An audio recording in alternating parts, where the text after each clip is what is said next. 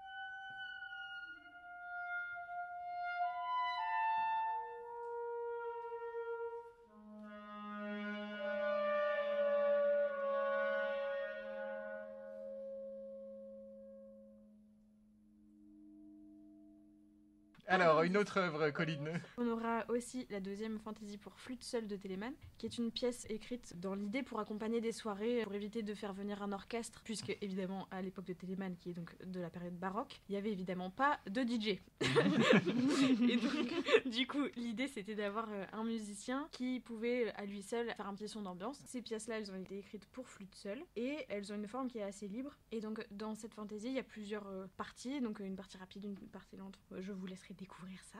Et donc là, c'est pareil, il y aura une petite surprise dansée. Oui, en fait, on sent vraiment 3 mouvements différents dans ce morceau-là. Et on est 3 danseuses, donc il y aura un mouvement par danseuse, 3 petits solos de chacune d'entre nous, plutôt avec l'identité de chacune pour interpréter cette pièce avec Yana qui jouera ça sur scène. Yana Konopaskova et la troisième danseuse, donc ce sera... Stella Couton, c'est une danseuse qu'on a invitée pour participer à ce projet-là. En fait, je l'ai rencontrée en formation professionnelle au diplôme d'État. On a dansé ensuite dans la même compagnie qui s'appelle le Ballet Jazzar et elle enseigne la danse dans le 92. Et c'est une amie très proche, donc ça m'intéressait là de redanser avec elle à nouveau. Voilà.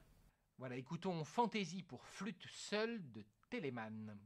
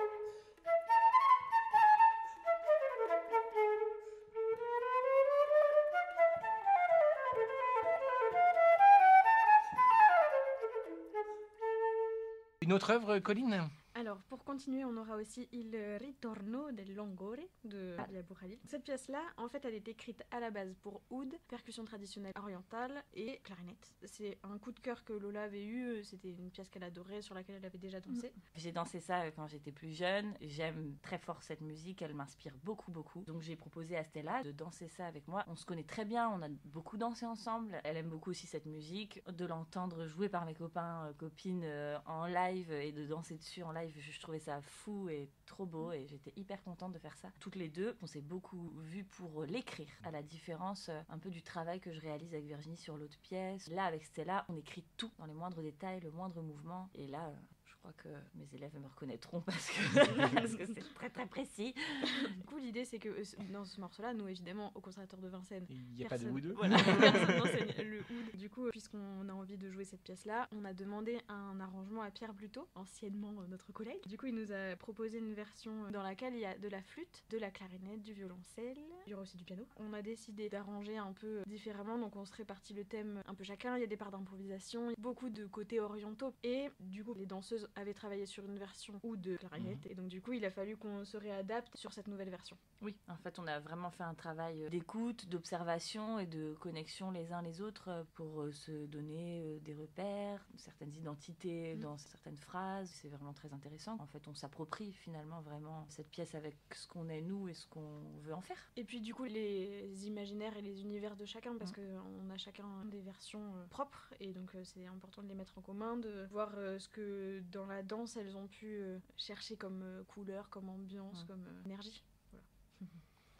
D'accord, alors ça donne envie. Alors pour se faire une petite idée, nous allons écouter un extrait de l'œuvre dans son instrumentation originale.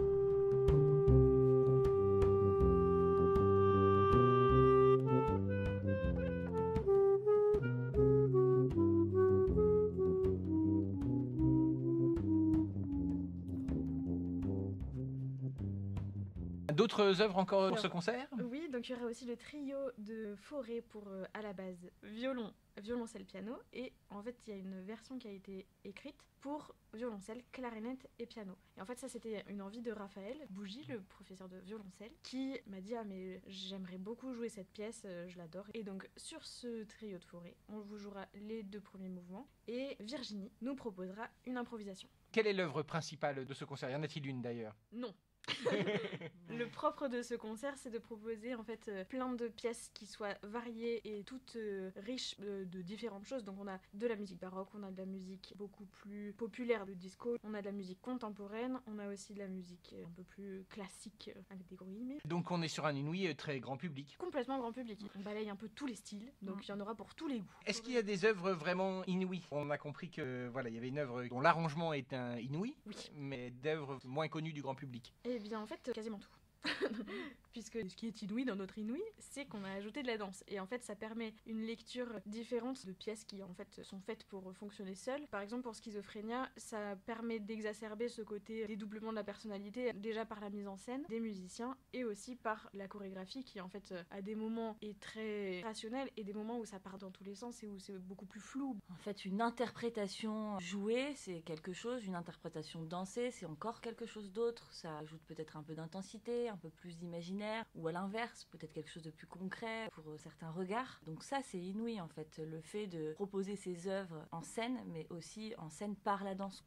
Et puis par la Ça, création, parce que donc pour le coup, Ouais. toutes les chorégraphies sont pensées et inventées et créées par nos danseuses, donc ça sera absolument exclusif. Pour le coup, de travailler cette inouïe, c'est un travail qui est très riche pour nous parce qu'en fait, on n'a pas trop l'habitude de faire ce genre d'exercice, de travailler en parallèle. On est dans le couloir qui est à côté. Et en fait, on travaille de manière très différente. Ce qui nous différencie principalement, et je m'en rends compte là, c'est que nous, dans la danse, on ne peut pas prendre une partition d'un chorégraphe et ensuite l'interpréter, ça n'existe pas, on ne fait pas ça. On ne travaille une pièce chorégraphique d'un chorégraphe que lorsqu'on est dans la compagnie de ce chorégraphe-là. Elles sont parfois prêtées, mais on ne s'approprie pas le travail de création de quelqu'un d'autre en fait. Là où vous, il y a une œuvre qui vous plaît en tant que musicien et vous vous dites allez, on la joue, c'est chouette, on a les partitions, c'est parti. Nous, on ne peut pas faire ça. Donc ça, c'est la grosse différence, c'est qu'en fait, nous, on crée. Là, on a tout créé. Dans les démarches de travail, ce qui a été très très différent, c'est que nous, ça a été vraiment du travail d'interprétation de textes qui existaient déjà. Alors que pour les danseuses, La première partie du travail, ça a été la création sur un texte qui existait déjà, puis ensuite, quand on s'est vus tous ensemble, la réadaptation sur un texte qui a été modifié par plein de paramètres différents. l'instrument de vitesse, de respiration, d'énergie, de disposition aussi, parce qu'on a besoin d'avoir des contacts visuels, notamment pour pouvoir se donner les départs, les signes de partie. En tant que danseur, les regards sont hyper importants, et se sentir, c'est hyper Les important. respirations, oui, Et donc en fait, pour nous, c'est hyper précieux de pouvoir vous regarder, vous les musiciens. En fait, la danse et la musique, elles sont intimement liées tout le temps. Eh bien, si on faisait une petite pause musicale avec une autre de ses œuvres.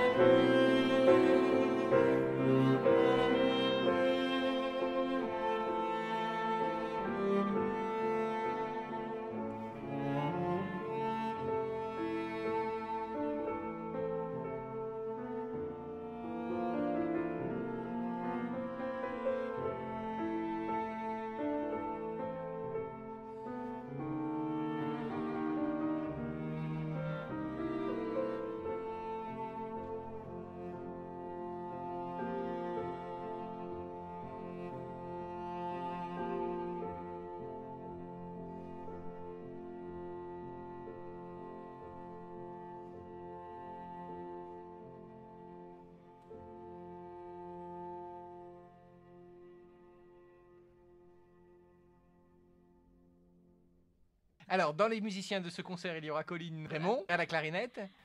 Au piano, Guillaume Lévy. Au violoncelle, Raphaël Bougie. À la flûte, Yana Konopaskova. Et 3 danseuses, Stella Couton, Virginie Mialniezuk Et donc moi. Lola Naillet.